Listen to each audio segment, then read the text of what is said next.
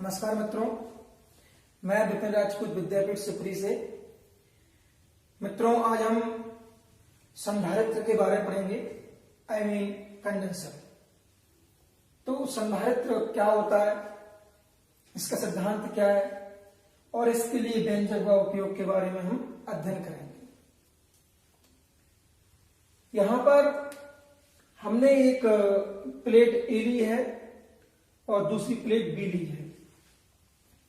अब यदि इन दोनों प्लेटों को थोड़ा हम दूर रखें, सपोज करिए हमने इनकी दूरी स्मॉल डी रखी है, यानी कि इन दोनों प्लेटों को हमने स्मॉल डी दूरी पर रखा है। अब आप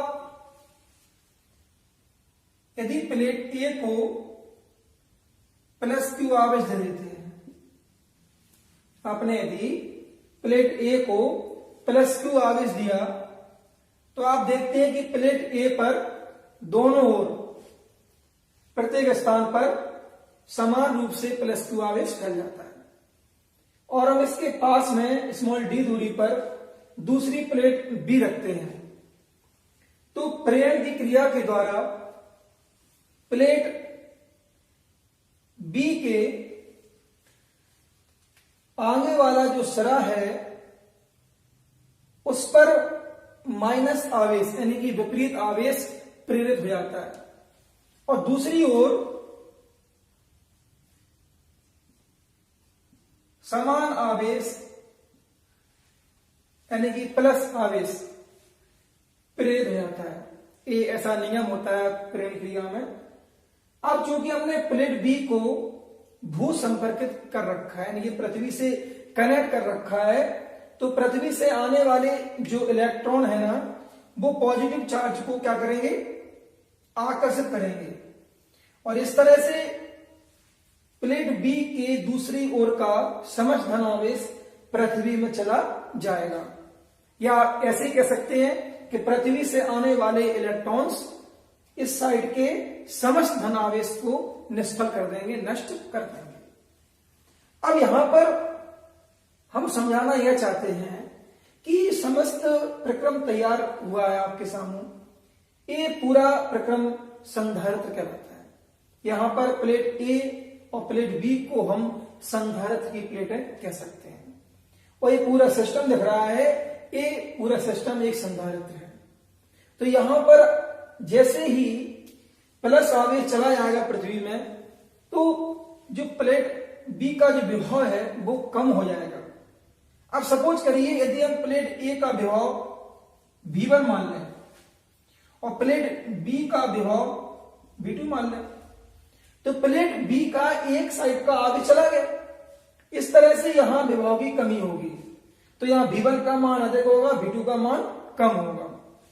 तो यहां एक तरह से विभवांतर पैदा होगा, और जब विभव के मान में कमी होगी तो और आवेश देने की यहां आवश्यकता हो जाएगी। तो यहां से हमारा जो एक पॉइंट है परिभाषा का वो निकल के आता है। क्या निकल के आता है कि संधारित्र वह युक्ति है जिसमें चालक के आकार में वृद्धि किए बिना ही, हम चालक के आकार से नहीं बोल रहे हैं, हम कंडक्टर के शेप को छेड़छाड़ नहीं करेंगे, जैसा चालक का आकार है वैसा ही रहेगा। तो चालक के आकार में वृद्धि किए बिना ही उसकी धारता को बढ़ाया जा सकता है। धारता की बात करें तो धारता के लिए आप पहले पढ़ चुके हैं कि धारता का जो सूत्र है वो C बराबर क्या होता है, Q अपॉन V, यानी कि धारता C बराबर आवेश बटे विभव होता है। तो यहां हमने विभव के मान को कम किया है। जब विभव का मान कम होगा तो इसको और अधिक आवश्यकता होगी, किसकी, आवेश प्राप्त करने की, अर्थात हम इसको और अधिक आवेश दे सकते हैं। तो हमने फिर लिखा है अर्थात करके, संधारित्र विद्युत ऊर्जा अथवा आवेश संचित करने का साधन है। हम यहां और आवेश देंगे तो यहां और आवेश इकट्ठा हो जाएगा। तो सिद्धांत निकल के आता है कि किसी चालक की धारता उसके विभव को कम करके बढ़ाई जा सकती है, क्योंकि हमने यहां विभव का मान कम कर दिया, तो आवेश का मान यहां पर अधिक हो जाएगा, क्योंकि ए आवेश अधिक ले सकता है। तो इस तरह से हम यहां व्यंजक निकालते हैं। तो आप देखते हैं कि आपने कितनी बड़ी आसानी से इसकी परिभाषा भी सीख ली कि व्हाट इज कंडेंसर, संधारित्र क्या है, इसका प्रिंसिपल क्या है, सिद्धांत क्या है। अब चलते हैं व्यंजक की ओर। तो व्यंजक में हम पहले बता चुके हैं आपको व्यंजक के लिए कि हमने जो संधारित्र लिया है जिसकी दो प्लेटें ले रखी हैं ए और बी, और यहां पर विभव V1 है, प्लेट ए का और प्लेट बी का विभव V2 है। क्योंकि हम पहले कह चुके हैं आपसे कि प्लेट बी के दोनों ओर आवेश प्रेरित हो जाता है, लेकिन सामने वाली प्लेट बी के जो सामने वाला सिरा है उस पर प्रेरण की क्रिया में विपरीत आवेश पैदा होता है, और दूसरी ओर प्लस आवेश यानी कि समान आवेश पैदा होता है, और जो चला गया कहां, पृथ्वी से कनेक्ट होकर पृथ्वी में। अब यहां पर विभव V का मान अधिक होगा, इसलिए अगर हम संधारित्र की प्लेटों के मध्य विभवांतर की बात करें तो विभवांतर हो जाएगा V1 माइनस V2, क्योंकि यहां V1 का मान अधिक होगा, V2 का मान कम होगा। अब इसके बाद संधारित्र की धारिता की बात करें तो संधारित्र की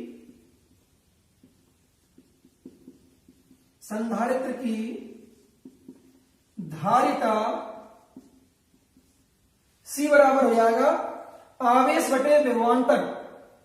Q माने आवेश, V माने विभवांतर, आवेश बटे विभवांतर।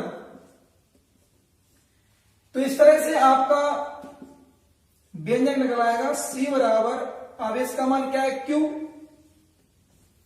और विभवांतर का मान क्या है V1 minus V2, V1 minus V2। इस तरह से आपका ये व्यंजक निकल आया, किसके लिए, संधारित्र की धारिता के लिए। आसानी से, बिल्कुल आसानी से। ये क्वेश्चन जो एग्जाम में आते हैं, दो क्वेश्चन संधारित्र पर, उसके लिए बहुत ही मोस्ट बेसिक क्वेश्चन है।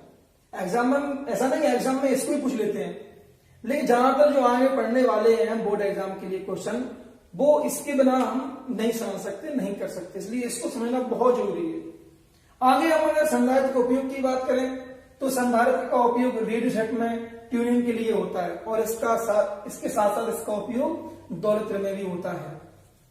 अब यहां पर थोड़ा और हम डिस्कस कर लें आगे के लिए कि अगर इन दोनों प्लेटों के बीच कुछ नहीं है तो बाई तो रहती है, लेकिन अगर इन दोनों प्लेटों के बीच हम कोई विद्युत रोधी पदार्थ जैसे मोम, अब्रक, कागज, कांच, मिट्टी का तेल, ये हम इसमें भर सकते हैं बीच में। अगर आप ऐसा करते हैं तो संधारित्र की धारिता बढ़ जाती है, अर्थात संधारित्र की दोनों प्लेटों के बीच हम कोई परावैद्युत माध्यम रख देते हैं तो उसकी धारिता बढ़ जाती है। ये क्वेश्चन, इसका व्यंजक आने वाले लेक्चर में मैं निकलवाऊंगा, जो कि बोर्ड एग्जाम 2021-22 के लिए बहुत मोस्ट है, वेरी मोस्ट है। Thank you very much.